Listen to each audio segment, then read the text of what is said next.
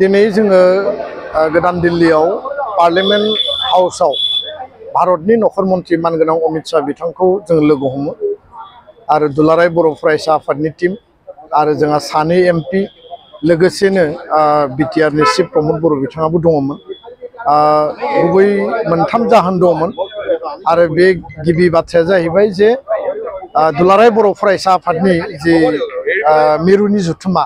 फेब्रुवारि दाननि गिबि सप्तायाव जानो गोनां बे जुथुमायाव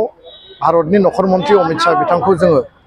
गेवलां मेलनि गाहाय आलासि हिसाबै जों हांख्रायदों आरो बिथाङा खोथा होदों जे बे गेवलां मेलाव बिथाङा बाहागो लागोन जेराव 2-3 लाख रायजो राजा बा सुबुङा बाहागो लागोन।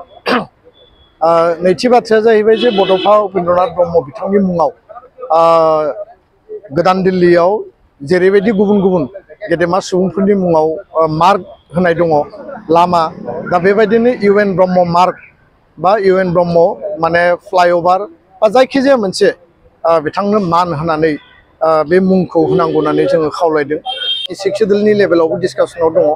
आरो बेखौ बिथाङा मोनसे सिद्धान्तनि गेजेरजों बिटिआर काउन्सिला गावनो हारसिङै सेन्ट्रेलनिफ्राय फान्डनि गेजेरजों सोलिनो हानाय बे बेबस्थाखौ खालामनानै होगोन होननानै बिथाङा जोंनो खोथा होदों।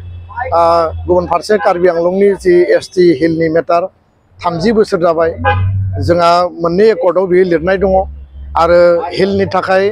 बर'फोरखौ एसटि हिल होनांगौ, प्लेनाव कार्बिफोरखौ प्लेन होनांगौ। बे बेबस्थानि गेजेरजों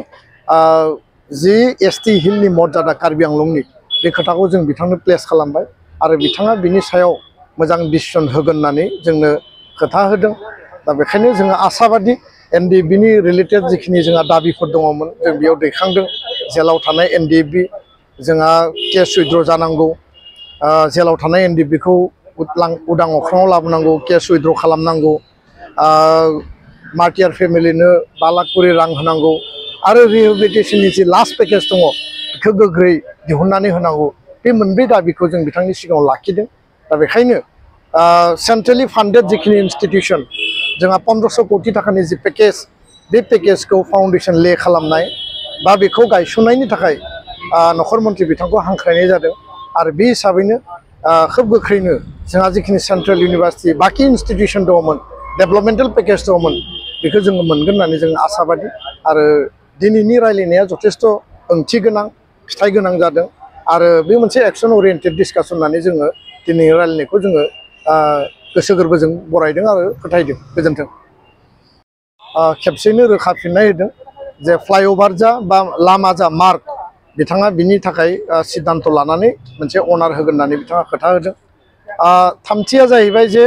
2020 27 जानुवारिनि जि बर' गोजोन गोरोबथा जि बिटिआर एग्रिमेन्ट, बिनि जि गुबै जि क्लज दङ बे क्लज मथे 125 6 सिडिउल जि एमेन्डमेन्ट एक्ट आरो बे एक्टनि गेजेरजों 60टा समस्ति बांहोनाय, 8टा डिपार्टमेन्ट एडिसनेलि बेखौ बांहोनाय, जोंहा जिखिनि माने भिलेज लेभेल आरो मिउनिसिपाल लेभेल जि काउन्सिल जि माने मोनसे सेटआप लकेल बडि जि बानायनाय आरो गुबुन गुबुन जिखिनि माने 6 सिडिउलनि जि एमेन्डमेन्टनि गुबै खोथाफोर बेयाव दङ, बे एमेन्डमेन्टखौ लाबोनायनि थाखाय जोङो दाबि दैखाङो। खारन दा उइन्टार सेसन पार्लियामेन्ट सोलिगासिनो दङ आरो नखर मन्त्रि बिथाङा खोथा होबाय जे फैबाय थानाय जानुवारि दाननि लास्ट आरो फेब्रुवारि दानाव जि बाजेट सेसन जागोन, बे बाजेट सेसनाव 125 जि 6 सिडिउल एमेन्डमेन्ट बेखौ लाबोनाय जागोन आरो बेखौ बिल पास खालामनाय जागोन। बेयावनो लोगोसे दङमोन जोंहा जे बिटिआरनि जि फाइनान्सियेल अट'नमिनि बाथ्रा, जे फाइनान्सियेल पावार सेन्ट्रेलनिफ्राय काउन्सिला थोंजोङै मोननांगौ, स्टेटनिफ्राय जि मोनो बेथ' मोनखागोनखा, जोंहा गावनि रेभिनिउ जि दङ बे दंखायो, खिन्थु सेन्ट्रेलाव आरमार्क जानांगौ आरो बे फाइनान्स कमिसनाव आरमार्क जानायनि जि प्रभिजन, बेनि मेटारखौबो जोङो नखर मन्त्रि बिथांनो जोङो दाबि दैखाङो।